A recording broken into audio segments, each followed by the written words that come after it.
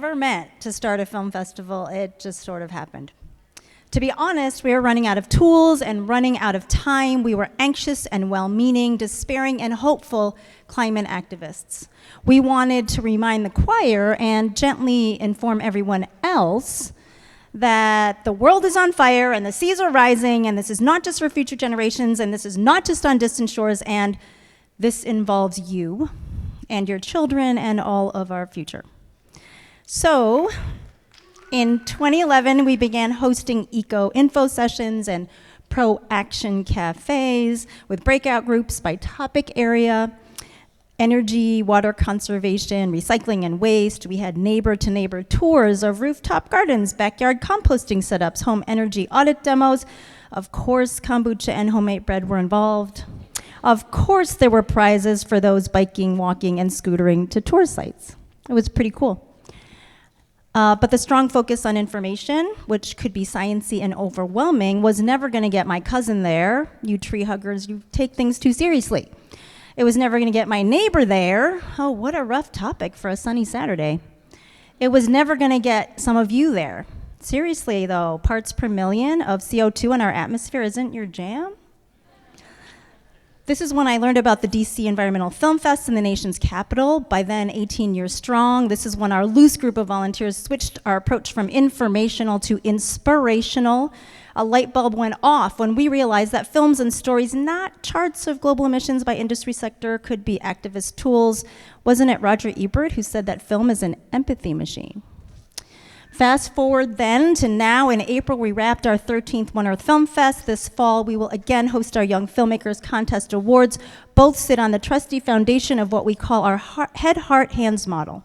Information is necessary and science is key. We believe in science. Thank you, science.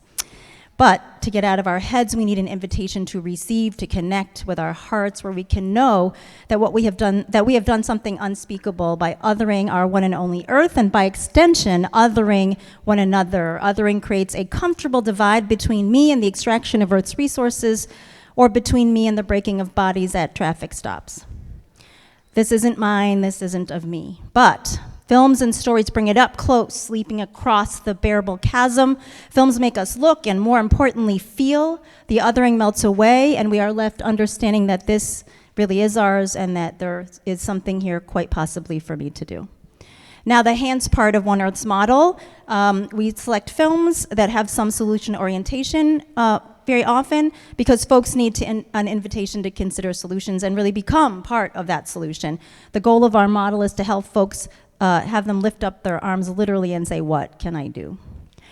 We do a lot of work on the west side of Chicago, some vibrant communities that are at the same time largely disinvested and also sadly gentrifying. The importance of combating environmental racism and seeking climate justice in these communities is described not lightly in a report called The Nature Gap.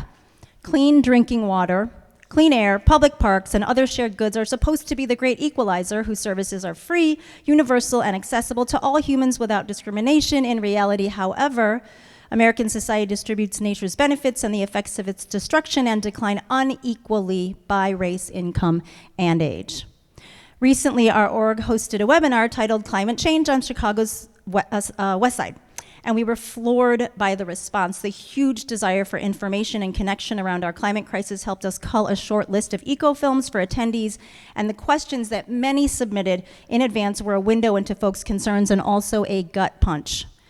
Why is it happening? What can I do? How do I talk to my children about this? How does climate change impact food insecurity in all communities? Will storms and flooding increase due to climate change? How do we prepare? How do we prepare vulnerable populations?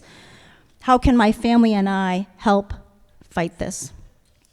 Answering these questions with facts and data is helpful. Answering them with stories and solutions told as stories is critical. Cooked Survival by Zip Code tells of the 1995 heat wave, some of you probably remember, that killed more than 700 Chicagoans, especially in neighborhoods with high social isolation. Post-film Q&A uplifted community building and social cohesion as tools in the face of increased climate emergencies. We use films as connectors across stories, struggles, and solutions. We have connected environmental activists from sacrifice zones in Louisiana and in Chicago around films. We have connected teen climate activists in Chicago and across the country around Youth v. Gov, about the 21 youth plaintiffs suing the US government for a right to a livable future. Over years, we have presented urban ag films, connecting directors and film subjects in solution-focused dialogue with on-the-ground urban and rural farmers, food co-ops, green chefs, audiences, farmers markets. We wrap films in engagements to deepen folks' understanding and, yes, to invoke joy. We bring food trucks and boa constrictors and popcorn bars and VR experiences that drop you into the Amazon rainforest. We give away salsa recipes stapled to tomato seedlings after good food films. We will stop at nothing to get you all in for our one and only Earth. Our scrappy little nonprofit never intended to start a film festival, but more than 13 years in, over 50,000 people have attended OEFF across the Chicago region and now virtually far beyond Chicago. We've shown films in churches and universities and movie theaters and museums and conservatories and plant stores and greenhouses and yoga studios. And we are willing to pop up films wherever folks need to know, feel, and do something about this climate emergency of ours. So you'll see there, we crafted a nice mission for ourselves on our website, but our informal mission might be to have folks leave our screenings thinking, I always wondered why somebody did not do something about that, and then I realized I am somebody. So I invite each of you somebodies, get inside the story of our climate crisis, watch a film at One Earth Film Festival, help connect to this, help to understand it, help to feel it, and then lift up your hands together with us to do something about it. Thank you.